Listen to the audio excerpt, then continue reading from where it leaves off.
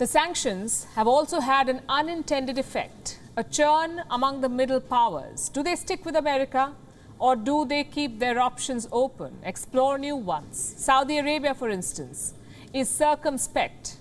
They are snubbing America, reaching out to Russia and now courting China.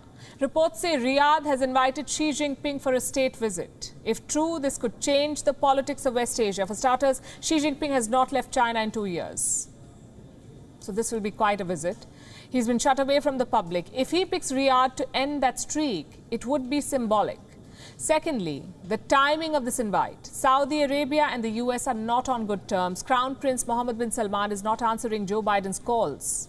He's refused to increase oil production as America demanded or requested.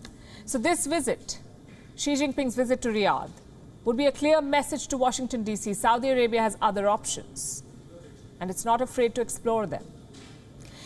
Now, what do we know about this trip? It could happen after the holy month of Ramadan, so possibly in the month of May. Parallels are being drawn to 2017. That's when Donald Trump visited Riyadh for his first foreign trip. He was given a grand welcome by the Saudis. Something similar awaits Xi Jinping, perhaps. But 2017 was all about rebuilding an old relationship. This one is about building a new one. How will it change West Asian politics?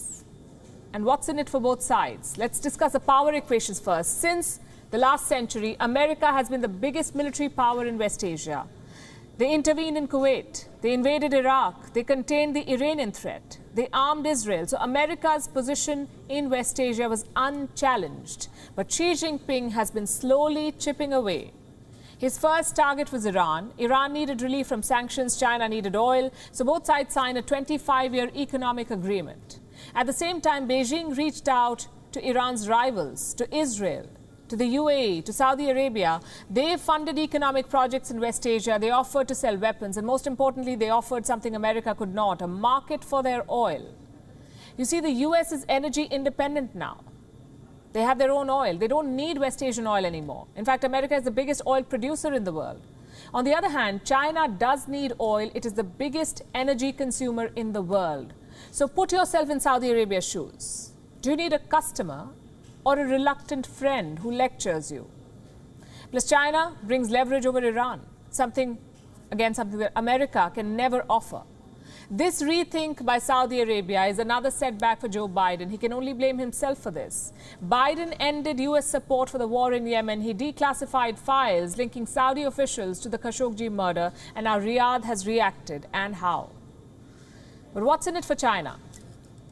A lot. Number one, a foothold in West Asia. West Asia is key to China's Belt and Road Initiative. Without Saudi help, Xi Jinping's vision is not possible. Number two, benefit number two for China, insurance for the genocide on Uyghurs. Saudi Arabia is the de facto leader of the Muslim world, the custodian of Islam's holiest sites. If Saudi Arabia is hosting Xi Jinping, it would be a clean chit. Having said that, diplomacy is all about cloak and dagger. So Riyadh's real intentions have to be studied. Are they picking China over the US, or are they using China to gain concessions from Biden? So far, the signs are not good for Washington, D.C. China is sharing missile technology with Riyadh. Aramco is building energy complexes and refineries in China. Reports say they could soon sell oil for the yuan instead of the dollar.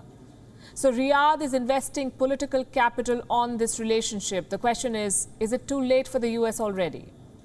Can they regain their ally? Well, they can, but only if they put politics over principles. Let me give you an example from this weekend. Saudi Arabia executed 81 people in one day, 81. The legalities were dubious, but here's how the State Department reacted to it. Even the journalists were surprised by the response. We continue to raise with Saudi Arabia the need to ensure fair trial guarantees, freedom from arbitrary and extrajudicial detention, transparency, the rule of law, and freedom of religion and belief. No, that's it? You don't have anything else to say about 81 people just being somewhere being executed? We have been clear about our concerns about the lack of respect for fair trial guarantees. Does this mean Joe Biden is tempering his rhetoric? If he is, then it's mission accomplished for Mohammed bin Salman. If not, he can always pivot to China. Like I said, this is an untested relationship. How much military assistance will China provide the Saudis? How much leverage will they bring over Iran? All of these questions have yet to be answered. But for now, Saudi Arabia holds the cards. WION is now available in your country. Download the app now and get all the news on the move.